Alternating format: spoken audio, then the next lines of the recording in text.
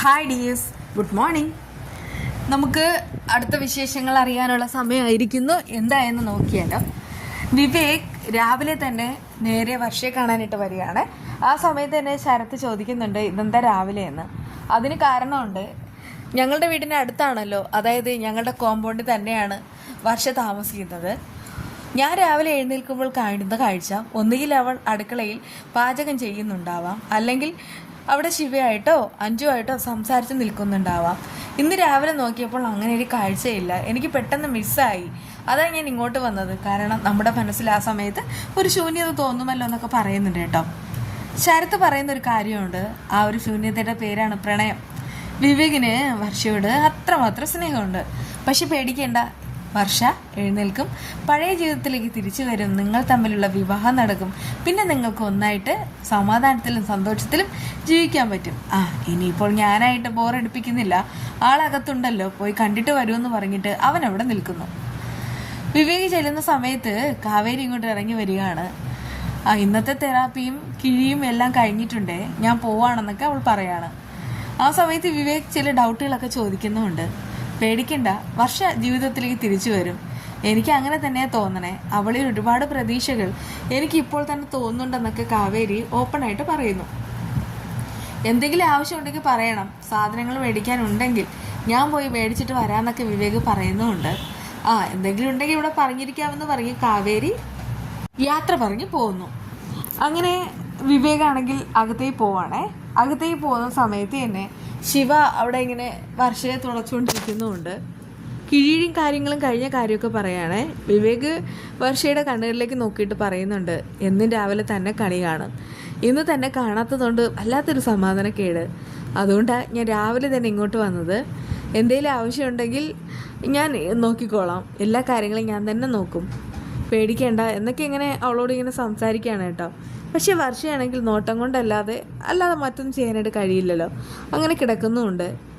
ആ സമയത്ത് ശിവ അവനോട് പറയുന്നുണ്ട്, എന്തിനാ വിഷമിക്കണേ, ഉറപ്പായിട്ടും നമ്മുടെ വർഷ ജീവിതത്തിലേക്ക് തിരിച്ചു കൊണ്ടുവരും, ആ ഒരു ദിവസത്തിനായിട്ട് നമുക്ക് കാത്തിരിക്കാമെന്നൊക്കെ പറയുന്നത്. ആ സമയത്ത് വിവേക് അവിടെ നിന്ന് താഴേക്ക് ഇറങ്ങാണ്. അങ്ങനെ കുറേ സമയങ്ങൾക്ക് ശേഷമാണ് ആരതി അവരുടെ റൂമിലേക്ക് വരുന്നത്. ആരതിയുടെ ആ ഒരു സാരിയും കാര്യങ്ങളും കാണുമ്പോൾ അഞ്ച് ചോദിക്കുന്ന ഒരു ചോദ്യമുണ്ട്. ഭംഗിയുള്ള സാരി എവിടെ നിന്നാണ് വാങ്ങിയത്, ഇങ്ങോട്ടാണ് പോണത്? ഞാൻ പോകുന്നത് ശരത്തേട്ടൻ്റെ ഒരു ബന്ധു ഇവിടെ സുഖമില്ലാതെ കിടക്കാണ്, കുറേ കാലമായിട്ട് കിടക്കാണ്, അതുകൊണ്ട് തന്നെ നോക്കാൻ പോവാ. അത് കേട്ട് അവൾ കളിയാക്കി ചിരിക്കുന്നു. എന്നിട്ട് പറയാണ്, അത് കൊള്ളാം, സുഖമില്ലാത്ത ആളെ കാണാൻ പോകുമ്പോൾ കൊടുക്കുന്ന സാരി എന്തായാലും കളറായിട്ടുണ്ട്. നിങ്ങൾക്കുള്ള ഭക്ഷണമെല്ലാം ഞാൻ എടുത്തു വെച്ചിട്ടുണ്ട്, കഴിക്കാൻ മടിക്കണ്ട, എന്തുണ്ടെങ്കിലും എന്നെ വിളിച്ചോണം, ഞാൻ ഓടിയെത്താന്നൊക്കെ പറഞ്ഞിട്ടാണ് അവൾ അവിടെ നിന്ന് പോകുന്നത്. അങ്ങനെ അവൾ അവിടെ നിന്ന് പോയി. പിന്നെ ശിവ വർഷയുടെ ദേഹവും കാര്യങ്ങളൊക്കെ തുടച്ചുകൊണ്ട് അങ്ങനെ ഇരിക്കുന്നു. അഞ്ജു ഹെൽപ്പിങ്ങിനായിട്ട് അവിടെ ഇരിക്കുന്നു. അങ്ങനെ പോകുന്നു. പിന്നീട് ആരതി എല്ലാവരും വന്നു. അവരെല്ലാവരും കൂടെ ഒന്ന് കൂടാനായിട്ടിരിക്കുകയാണ്. ആരതി ശരത്തും കൂടെ കഴിക്കാനായിട്ടിരിക്കുന്നു. ഡോക്ടറെ കാണുന്നില്ലല്ലോ എന്നൊക്കെ പറഞ്ഞിട്ട് ആകെ ടെൻഷൻ അടിക്കുകയാണേ. ആ സമയത്താണ് ഡോക്ടറെ വരവ്. എനിക്കൊരല്പം തിരക്കായി പോയി എന്നൊക്കെ സോറിയിലൂടെ പറയുകയും ചെയ്യുന്നു. എന്തായി കാര്യങ്ങളെന്നൊക്കെ ശരത്ത് ചോദിക്കുകയാണ്. ഒരു വമ്പൻ കോള് വന്നിട്ടുണ്ട്, അത് കോടികളുടെ ബിസിനസ്സാണ്, അത് നടന്നാൽ നമ്മൾ രക്ഷപ്പെടും. ശരത്ത് പറയുന്നുണ്ട്, എന്ത് ബിസിനസ്സിനും കൂടെ നിൽക്കാൻ ഞാൻ തയ്യാറാണ്, അതിനു മുൻപ് തന്നെ ഇവിടുത്തെ കാര്യത്തിൽ തീരുമാനം ഉണ്ടാകണം. ആ സമയത്ത് തന്നെ ആരതി പറയുന്നുണ്ട്, നമുക്കൊരു കാര്യം ചെയ്യാം, അതായത് ഞാൻ ചെയ്ത ഡ്രസ്സുകളുണ്ടല്ലോ അതെല്ലാം സ്റ്റിച്ച് ചെയ്ത് വെച്ചിട്ടുണ്ട് എന്ന് പറഞ്ഞിട്ട് ആ ഡ്രസ്സിനിടയിൽ മരുന്ന് കലർത്തിയിട്ട് ഈ പിള്ളേരുടെ കയ്യിൽ കൊടുത്തു വിടാം, അതാ നല്ലത്. എന്നിട്ട് പോകേണ്ട അവരുടെ ലൊക്കേഷനും ഫോൺ നമ്പറും എല്ലാം പകർന്നു കൊടുക്കാം, അത് നല്ല ഐഡിയ ആണെന്നൊക്കെ ഡോക്ടർ അറിയിക്കുന്നുമുണ്ട്. അഞ്ജു അവൾ അടിപൊളിയാണെന്നൊക്കെ അവൾ ഡോക്ടർ അറിയിക്കുകയാണ്. എനിക്ക് വേണമെന്നൊക്കെ പറയുന്ന സമയത്ത് ശരത്ത് പറയുന്നുണ്ട്, അഞ്ജുവിനെ വിട്, അഞ്ജുവിൻ്റെ കണ്ണുകളൊക്കെ കാണാൻ എന്തൊരു ഭംഗിയാണ്, അല്ലെങ്കിൽ ശരത്തേട്ടൻ അഞ്ജുവിനെ കുറേ കാലമായിട്ട് നോട്ടയിട്ട് വെച്ചിരിക്കുകയാണെന്നൊക്കെ ആരതി പറയുന്നുമുണ്ട്. അത് കേട്ടിട്ട് ഡോക്ടർ പറയുന്നുണ്ട്, ശരി അങ്ങനെയാണെങ്കിൽ അങ്ങനെ, ഞാൻ അഞ്ജുവിനെ വിട്ടു പോരെ, ബാക്കിയുള്ള 2 ഉണ്ടല്ലോ, വർഷയും കൂടെ കൂട്ടിയിട്ടാണെന്നൊക്കെ ശരത്ത് ചോദിക്കുന്നുണ്ട്. അതെ, അവൾക്കാണെങ്കിൽ ഈ ഒരു അവസ്ഥയിൽ എന്തെങ്കിലും നടന്നാൽ തന്നെ ആരോടും പുറത്ത് തുറന്നു പറയാനും കഴിയില്ല, അതാണ് എൻ്റെ ഉദ്ദേശം. അത് നല്ലൊരു ഐഡിയ ആണെന്നൊക്കെ അറിയിക്കുന്നുണ്ട്. പിന്നീട് ഈ നമ്മുടെ ശ്രീനാഥും രാഘവനും കൂടെ ഇരുന്ന് മദ്യപിക്കാണ്. ശ്രീനാഥ് കരയുന്നു. എന്നിട്ട് പറയുന്നുണ്ട് വർഷ എവിടെയാണെന്ന് അറിയില്ല എന്ന്. ഇതിപ്പോൾ മണ്ണും ചാരി നിന്നവൻ പെണ്ണും കൊണ്ടുപോയി എന്നുള്ളൊരവസ്ഥയാണ് നിൻ്റെ ജീവിതത്തിൽ വന്നത്. നിനക്ക് എൻ്റെ മകളെ വിവാഹം കഴിപ്പിച്ച് തരാം, പക്ഷേ നീ എനിക്ക് 3 ലക്ഷം രൂപ തരണമെന്ന് പറഞ്ഞിട്ട് രാഘവൻ ബാർഗൈൻ ചെയ്യാണ്. അത് കേട്ട് ശ്രീ പറയുന്നുണ്ട്, അതെ, എനിക്കാണെങ്കിൽ തൻ്റെ കാശൊന്നും വേണ്ട, ഞാൻ അങ്ങോട്ട് കാശ് തരാനും ഉദ്ദേശിക്കുന്നില്ല. എന്തായാലും കാര്യം നടക്കണം, കാര്യം നടന്നേ പറ്റൂ, അല്ലെങ്കിൽ തന്നെ തനിക്കെന്തിനാ കാശ്. അത് കേട്ട് രാഘവൻ അറിയിക്കുന്നുണ്ട്, അല്ല വർഷയെ കെട്ടിച്ചു കൊടുക്കുക എന്ന് പറഞ്ഞിട്ടേ ഞാൻ അയാളില്ലേ ആ ചന്ദ്രൻ, അയാളുടെ കയ്യിൽ നിന്ന് കുറേ പണം മേടിച്ചിട്ടുണ്ടായിരുന്നു, അതൊക്കെ തിരികെ കൊടുക്കണം, അതിന് വേണ്ടിയിട്ടാണ് ഞാനിങ്ങനെ പണം ചോദിച്ചത്.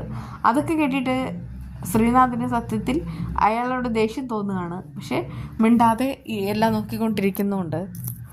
അങ്ങനെ ഈ ആരതി ആണെങ്കിൽ സ്റ്റിച്ച് ചെയ്ത ആ ഒരു ഡ്രസ്സുണ്ടല്ലോ, അതിനകത്താണെങ്കിൽ അവർക്കാണെങ്കിൽ കടത്തേണ്ട മരുന്നുണ്ടല്ലോ, അതുകൂടെ പാക്കറ്റായിട്ട് തച്ച് വയ്ക്കുകയാണ്.